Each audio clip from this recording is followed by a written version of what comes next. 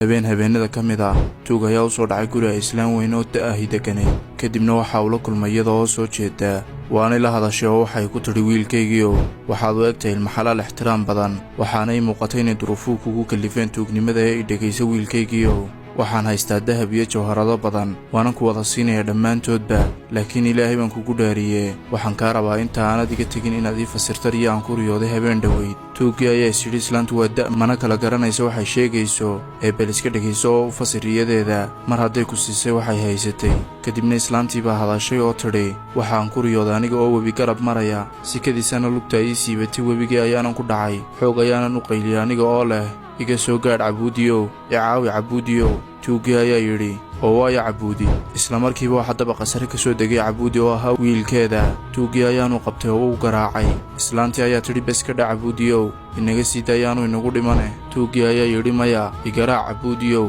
waan mutaystaa inaad igaraacdide ma waxaan ahay tuug mise waxaan fasiraa riyooyinka bal maxay geliyey baddaas la soco xalqadii labaad ee sheekada Amaarita oo ka soo daawa channelkeena YouTube-ka